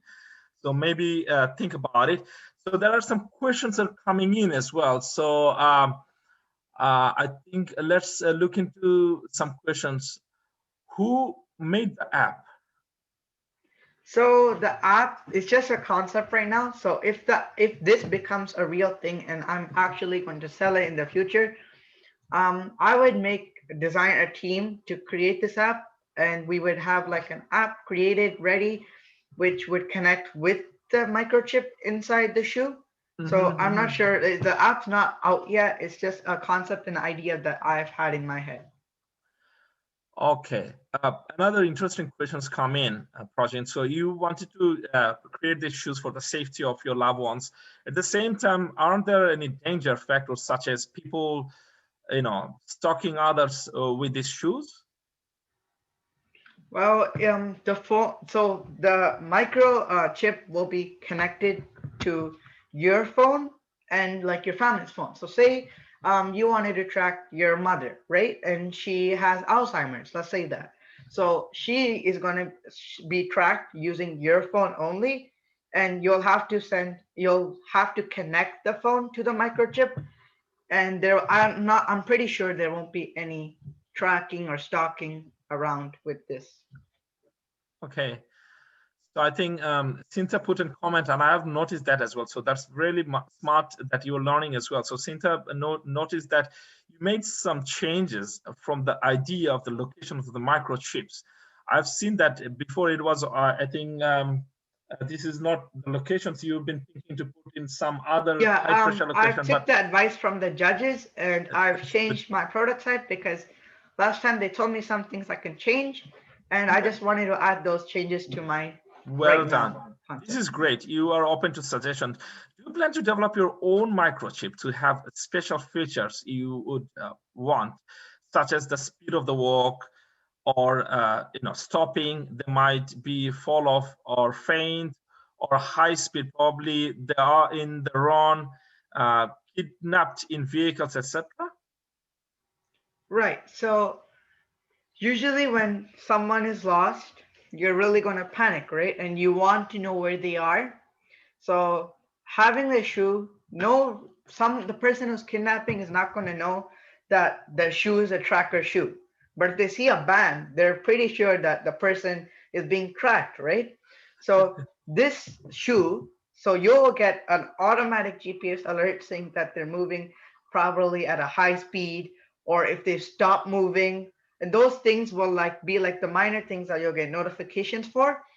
And when someone is moving at a high speed, you're pretty sure that you want to, get to them pretty closely, and you want to track them down so you can, get this situation to the police as well, and probably bring them back to safety.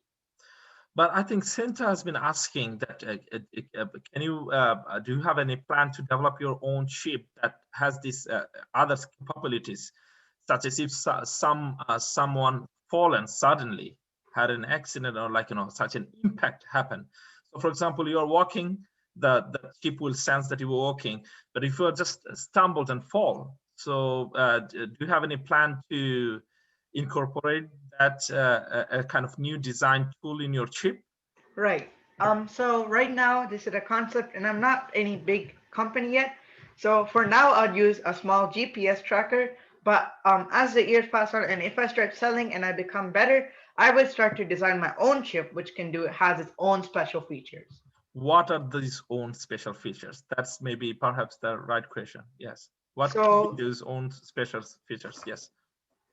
Yes. So the special features, such as Shinta said, at a high speed, you get a notification. If they stop walking or if they're going slowly, maybe a notification. If they're out of a certain radius, a notification. So those little features will be like added to the microchip that I would be creating. Okay. So we have a very nice questions from Victor. So just to add with this, Victor, I think he have changed the position of the chip. Now this is on the top side, so the loading is not going to be supposed to be, you know, damaging the chip. Prajan, another question is that he said that this is really a creative idea to help the people. If the shoes get wet, the microchip may stop work. Do you solve this? Yeah, so in my presentation, I said that the microchip, if you accidentally step in any puddles or in like a large amount of water, the microchip is waterproofed. So if you step in any of this, the microchip won't get damaged. It'll be fine. And because it's water resistant, right? We made it water resistant so that it won't get damaged to water. Because of course, sometimes it might rain and your shoe might get wet. Sometimes you might fall in a puddle. Those things happen. So that's why I thought it would be better to have a water resistant chip. So perhaps the chip, you may have an extra layer on top of the bottom of we using a polymer, typical, you know, polyethylene polymers and stuff. Right. It's a fantastic idea, Prajan. So that's bring us to another questions, because everyone is getting so much excited here with your work. So I think Stephen had a question. Checking others typically introduces privacy issues. I think we have similar issues as well. So how do you address the privacy concern? For example, maybe someone don't like to track, or maybe someone hacked the system and start tracking your loved ones and you don't want it. So what would be your preventions for that? Well, if you know that you've been hacked, you can simply turn off the program. But usually there's gonna be like probably like a one-on-one connection where the shoe has to be beside the phone to be connected, because I understand there can be someone who can, you know, connect, like your neighbors can connect, or like someone else can hack. But if someone hacks, the like best thing you can do is probably turn off the connection between your phone and the shoe, and just because there's nothing else you can really do. Because nowadays hackers, you know, they can hack into your computer. They can do really anything they want. So if someone does hack it, you probably have to turn off the connection between the shoe and the app. Very interesting. So while I'm welcoming more questions in the chat box as well, let's keep the ball rolling as well. So now I think, is there any final questions? I have a question. Yes. Well, one of the things I was hoping you addressed was the power supply for this thing. Batteries are typically very hard pieces of equipment, and if you put it on the top, when you tie your shoelace, it's gonna make it uncomfortable. If you put it down in the sole, it really depends on where you're putting it. It might cause uncomfort when you're walking. But if you put it in the heels, if you can make it shock-proof, you can put a charger for it at the bottom, so you can use your charging system by putting the shoe on the top. But the question becomes that, have you thought about the technology you're going to use to get this chip connected to your phone or any other device? Because different technologies have different ranges and different protocols, and some are secure and some are not secure. So have you given any thought about that? Yeah, so usually GPSs are connected to the satellite, and being connected to the satellite would be the best option because it has almost everything on Earth, right? And like a Bluetooth connection would be a small connection between like 10 to 20 meters. So satellite connection would be like everywhere. So I thought we can use a satellite connection. Yeah, but satellite connection, if you know that in order for sending the information from microchip to the web, because basically you want them to be able to be tracked through internet, right? Am I correct? Yes. So how would you accomplish that? Because remember, satellite transmitters are microwave, and if you stand beside them, they can cause cancer. Right. So when you're driving, you have a GPS that is connected to the satellite, right? When we're using Google Maps, what does Google do? They drive cars around and use it. So if satellites won't work, we can maybe partner with Google, Apple. They all have maps, right? Or personally, we can make our own map as well. But creating our own map would be hard because we don't have the money and the time to drive around everywhere. So we can partner with Google, other map brands which have a lot of the world already in a map. So if you go on Google Map and you type address, you can see, right? So it could be like that. We can maybe partner with Google and we can use their map to, know where they are. Well, I'm just gonna give you a secret to think about. All the Googles and these companies, they use cellular companies, and they track you through your contact with the cellular towers. And then they just push the maps to your phone. So their upstream is, there is no upstream, but they track you through your contacts to the cellular phones. That's how they actually track you. Okay, very nice discussion. And with the interest of time, I think Prajan, very nice project overall. And of course, when you think of commercialization, there will be some, critical talk and discussion, creativity comes on. But overall, your concept is fantastic, lovely. And I'd have loved to have one of the pair of the shoes for my son straight away once you have your product ready, okay? Whatever come with. Thanks a lot, audience, for your amazing questions. And with that, I'm ending this session, and I'll go back to Charis to lead the next part of the program. Thanks, Dr. Tanvir, and thank you, Prajan. Very, very cool invention. Now we're nearing the end of our program today. We're going to be so the program for the next couple of minutes is we're going to be announcing the winners, and I'm going to ask a couple members of your chapter to help us with that. Following that, I'm going to try to complete a NEM poll. I'm not certain that this is going to work very well, but I ask that you bear with us, and then we'll have the notes of thanks to close the program from our project manager. So first, I'd like to call upon Peng, and can we please spotlight Peng to announce the winner of the junior category. Thank you, Cherise. Wow, these were wonderful presentations and the questions answer session. Really amazing. Cherise and Tavia, you both did amazing jobs. Now I'm going to announce the first place winner for the junior category. The first place winner for the junior category goes to Asha Navora for Mother's Touch. I'd like to ask both counselors, Arthur Sinclair and Peter Cushman, to join me to present this certificate to the first place winner for junior category. Congratulations, Ashna. Thank you very much for all the judges and organizers for this opportunity, and I really appreciate it.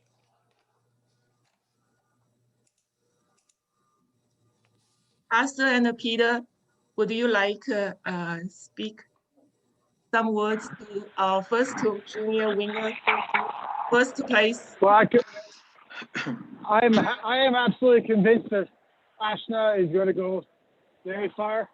I am absolutely in awe and honor to have been part of this. Thank you, Ashna. That was awesome. Thank you very much. Thank you, Arthur. Peter? I would like to congratulate you. You took your first step toward the world of engineering. So I welcome you, and I'm sure you can make this product great and actually market it. Good luck. Thank you. Thank you, Peter.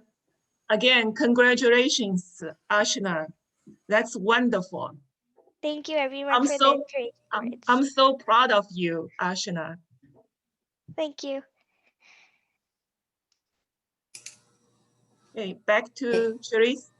Congratulations again, Ashna. Now we're going to, I guess, announce I'm going to invite Rajendra.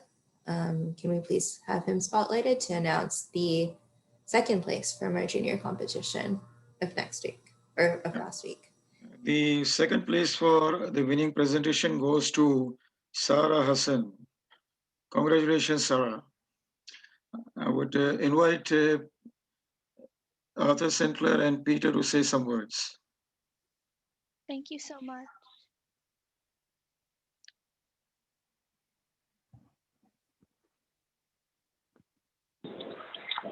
Well, I don't know what else to say.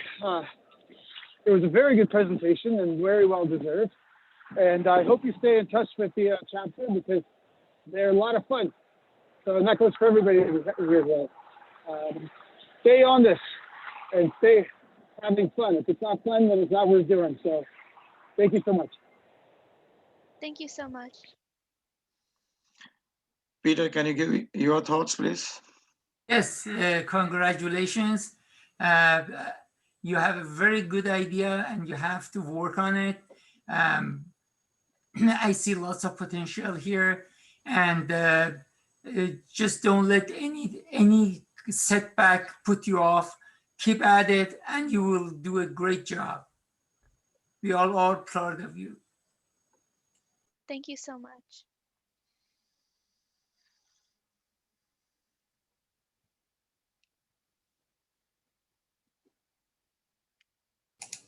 Congratulations again, Sarah. So now I'd like to ask Victor, I know he's there, if he can present the first place winner from our senior competition. Yeah, I'm the Victor Lan. I'm the past chair of the chapter. This is a great event, and the students had a very good idea, and the presentations and answer of questions are awesome. And so I would like to announce the first place for senior category. So this we go to the Sahara Magola Sawa. So so I'd like to invite our PEO counselor Arthur and Peter also join me to congratulate the Sahara.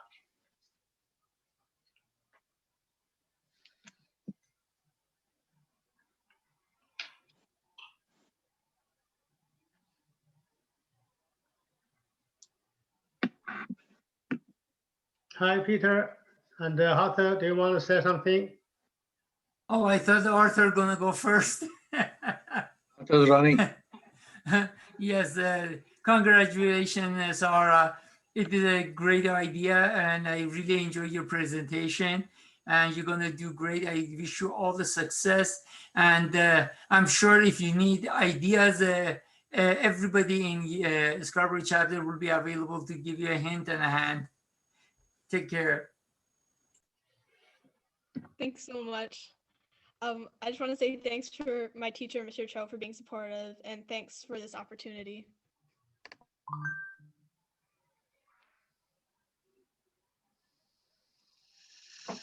Arthur, do you want to say something? Maybe also not available, yes. No, I'm on. Go back to Charis. Thank you. Okay. 1 minute, I'll come back. I'll come back. Arthur, come back. So congratulations, Sahara, very good presentation. So last but not least, I'm going to invite Samuel, I see that he's joined us, to present our second place winner from our senior competition.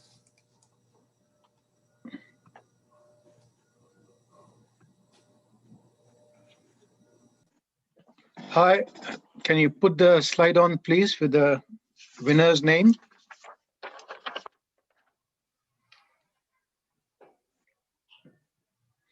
It's my great pleasure to announce the second place winner for the senior competition as Prajan Silva. Prajan has come up with a very unique idea of having a tracker in a running shoe or a walking shoe. And I'm sure it's got a lot of potential in the future, especially if one of the big companies buy into it and try to do it on a big scale.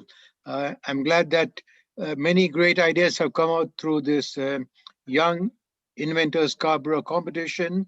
And I'd just like to ask if our counselors, Peter Cushman, could say a few words. I know that Arthur is on a 30-kilometer run, and he's been taking breaks to chip in and give his 2 cents in spite of his being in a run. But I guess I'll ask Peter Cushman to say a few words of encouragement to Prajan. Thank you, Sama. Prajan, it's a great idea you have, and as I said, you have a lot of room to make it bigger.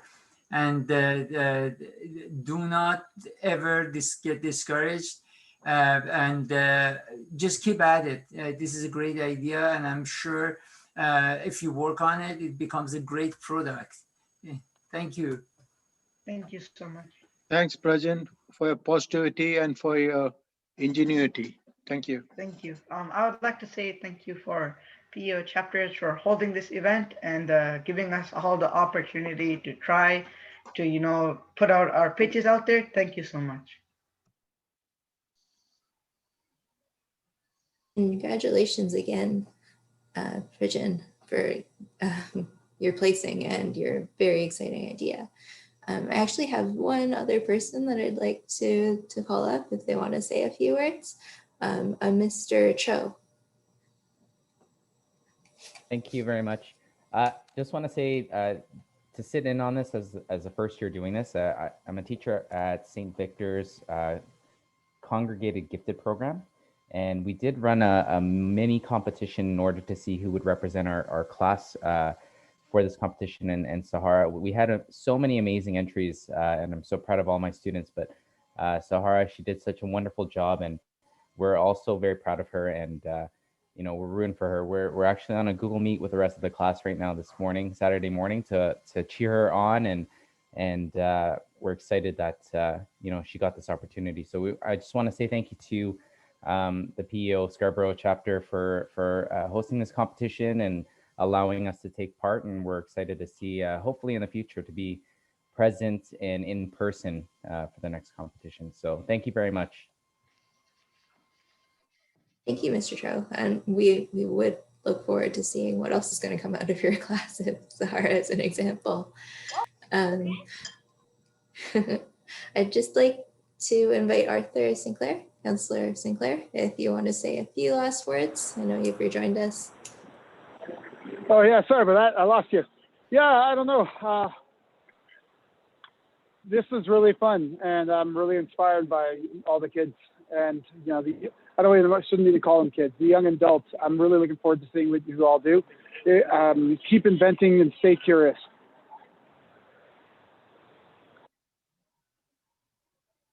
Thanks, Arthur. So I'm going to stop sharing. And we actually are supposed to be running a poll with you for National Engineering Month, which I'm going to try to launch right now. It shouldn't take very long right before to complete. And then we'll invite Shintet to just close off our event. Thank you everyone for coming to our Young Inventor Scarborough chapter event. And thank you for MPP Dolly Begum, MPP Vijay Tani Gazam, Councillor Arthur Sinclair, Councillor Peter Cushman for spending this morning with us. And congratulations for the winner today. Keep pursuing your dreams. I see many of these ideas has a great potential to be successful in the market. I encourage you to take today's input from the audience and and build your own prototype and test it. And you may want to patent your idea. I heard one of you already start doing it, and I would like to hear further development from there.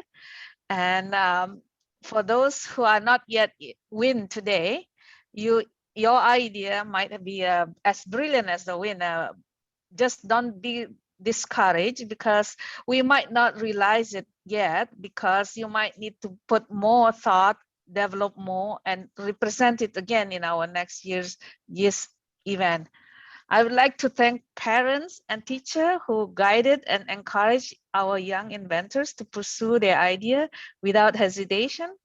I thank our hardworking volunteers to run this event smoothly and successfully. To close the event, I would like to say again, keep dreaming and make it happen. Thank you. Thank you for those inspiring words, Shinta.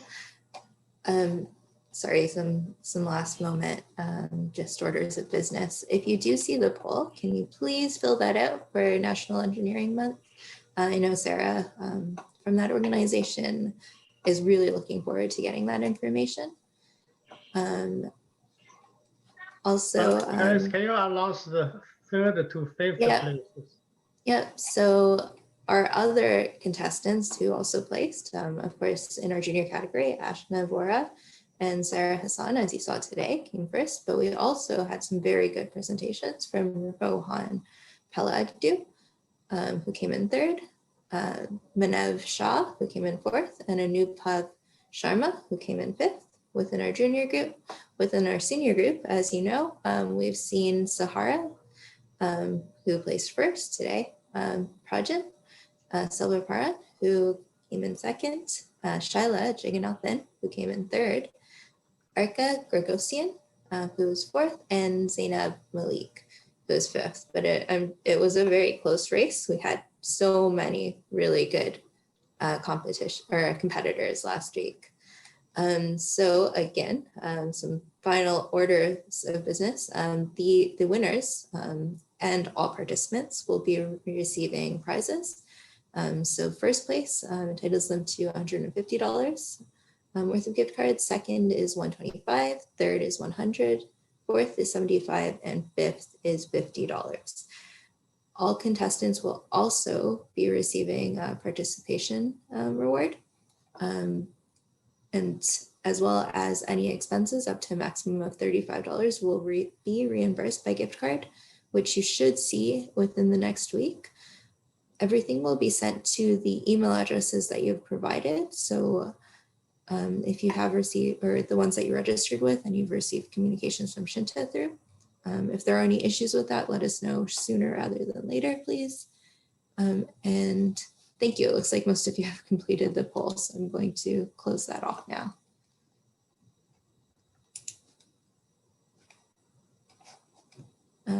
And I believe that wraps up our event. So thank you very much, and we look forward to seeing you again next year. Thank you, everyone. Thank you. Have a nice weekend. And stay safe. Everyone. Thank you, everyone. Congratulations, everyone. Take care, everyone. Bye. Take care. Thank you so much. Bye.